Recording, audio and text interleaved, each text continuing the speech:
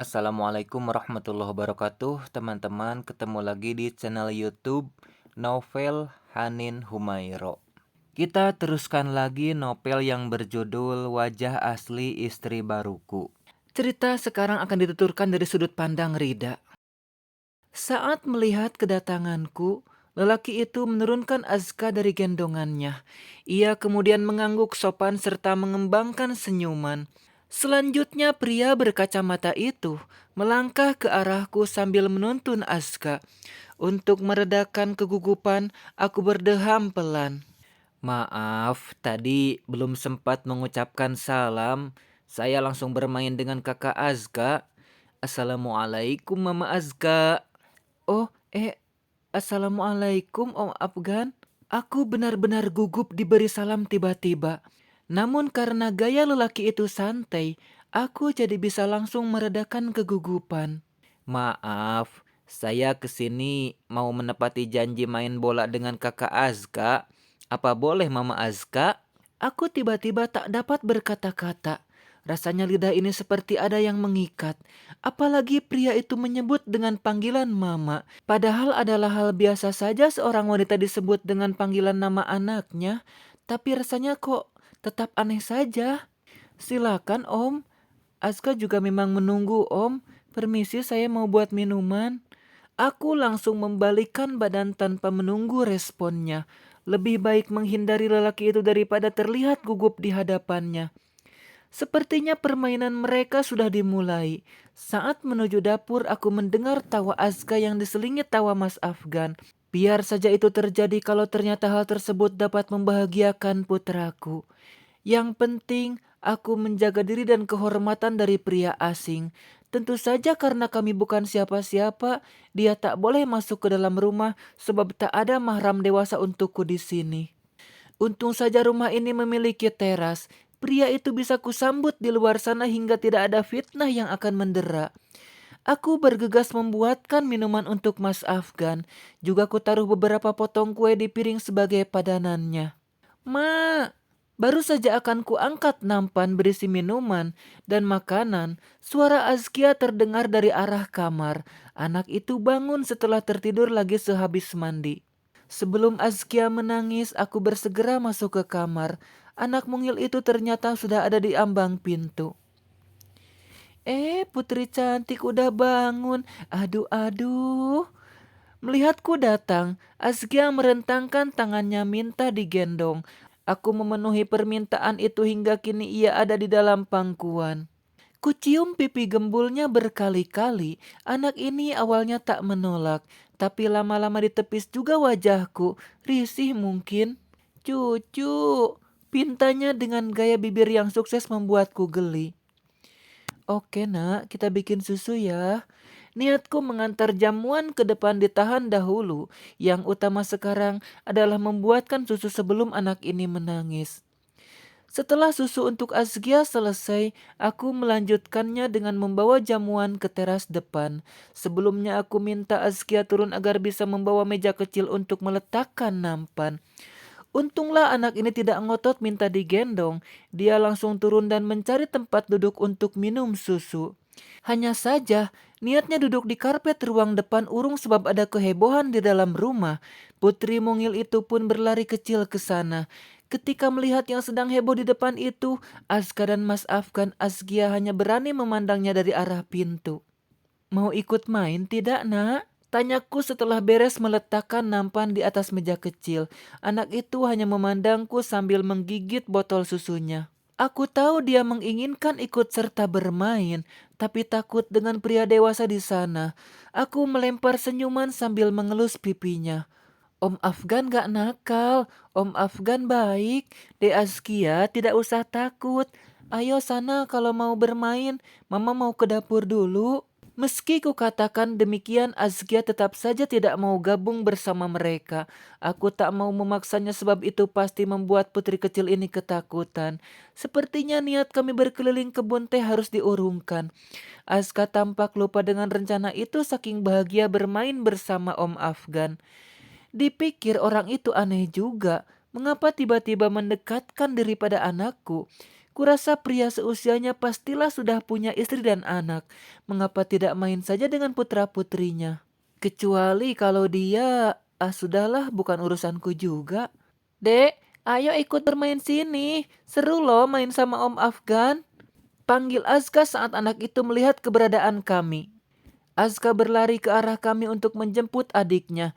Ia meraih tangan Azkia dengan maksud membawanya ke tempat bermain. Seperti dugaanku, Azkia tak mau. Pada akhirnya ku bilang pada Azka agar jangan memaksa adiknya. Ya adek, seru loh. Azka pasti kecewa sebab adiknya tak mau ikut serta. Pastilah menginginkan saudaranya itu ikut dengan keseruan permainan.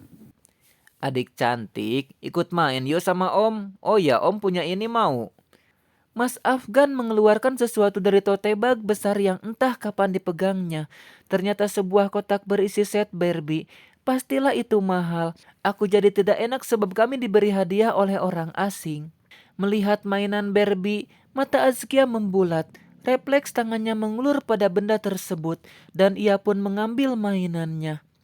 Pria yang kini berjongkok dekat Azkia dan melebarkan senyum. Mungkin hatinya sangat riang melihat usahanya membujuk Azkia berhasil. Bilang apa sama om? Aci, kata Azkia. Ma, Uca, pinta Azkia. Aduh mas, saya jadi tak enak merepotkan begini. Mohon maaf mas, ucapku pada pria yang kini telah berdiri kembali. Jangan sungkan, Mah. Saya ikhlas insya Allah. Aska dan Azkia seumuran putra dan putri saya. Jadi rindu saya seperti terobati dengan melihat mereka. Keduanya sekarang sudah tenang di surga. Kakak Aska ayo main lagi. Mendengar itu, gerakan tanganku membuka kotak mainan terhenti. Meski sekilas aku masih bisa menangkap kesenduan di matanya. Hal itu seiring dengan nada suara yang juga parau. Ternyata pria murah senyum itu menyimpan duka mendalam. Ia kehilangan dua anak yang aku tak tahu bagaimana kronologinya. Mengapa harus hanyut dalam masalah orang asing itu? Sudahlah. Aku membawa Azkia ke ruang depan. Setelah membuka mainan, aku meninggalkannya. Karena rencana jalan-jalan gagal, aku membuka kembali perbekalan. Lebih baik masak saja. Rencananya aku akan menyuguhkan pada lelaki itu, anggap saja sebagai ucapan terima kasih sudah baik pada anak-anak. Nanti makannya biar ditemani Azka. Tak enak kalau kami harus makan bersama. Ma, baru saja mengiris wortel, Azkia memanggil. Buru-buru ku hampiri agar tak berteriak lagi. Ma, nih. Azkia minta ditemani ternyata. Karena masak akan tertunda, aku membujuknya untuk main sendiri. Enggak. Sama kakak mau, tawarku. Ia menatap sebentar padaku, lalu melihat ke arah luar. Om, katanya. Mau sama om? Azkia mengangguk 2 kali. Melihat itu aku menuntunnya menuju 2 lelaki di luar. Kakak, adik mau ditemani main nih. Mama mau masak dulu. Ucapku pada Azga yang sedang lempar bola dengan Om Afgan. Kedua lelaki beda generasi itu menghentikan permainan. Mereka kemudian menghampiri kami. Mas Afgan mengelurkan tangan pada Azkia. Dan luar biasa putri kecilku itu menyambutnya. Mau main boneka? Tanya Mas Afgan setelah Azkia ada di dalam gendongannya. Putri kecilku pun mengangguk 2 kali. Kakak, kita main sama adik dulu ya di teras. Ucap Mas Afgan pada Azka. Anak lelakiku pun mengangguk. Mama masak dulu ya.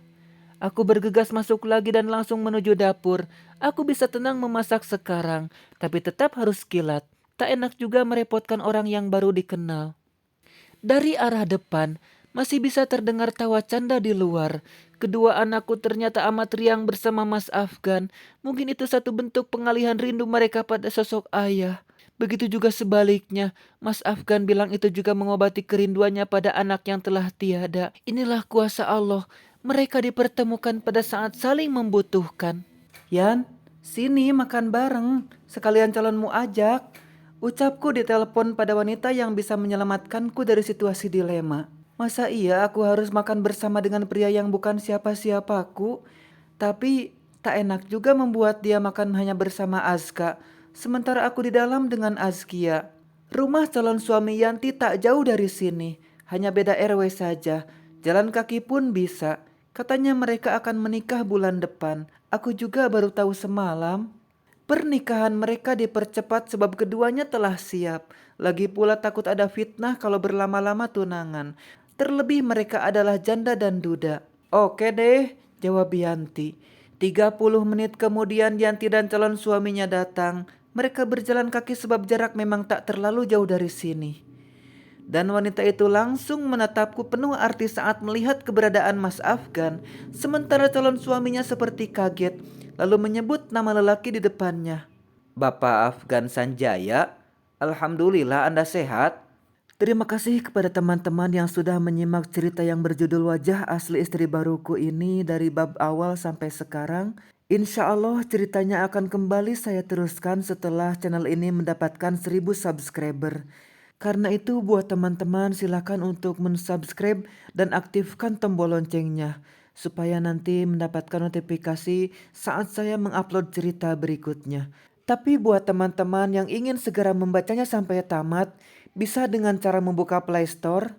Nah, ini Play Store setelah dibuka seperti ini. Di sini ada berbagai pilihan menu, ada game, aplikasi, penawaran, film. Nah, silakan teman pilih buku yang ada di sudut kanan bawah. Kemudian cari kolom pencarian. Nah, ini kolom pencarian. Kemudian ketik Wajah Asli Istri Baruku. Nanti akan keluar dan pilih Wajah Asli Istri Baruku. Nah, silakan di sini teman-teman bisa melakukan pembelian untuk mendapatkan ceritanya dari bab 1 sampai tamat. Sekian saja, sampai jumpa di bab berikutnya. Assalamualaikum warahmatullahi wabarakatuh.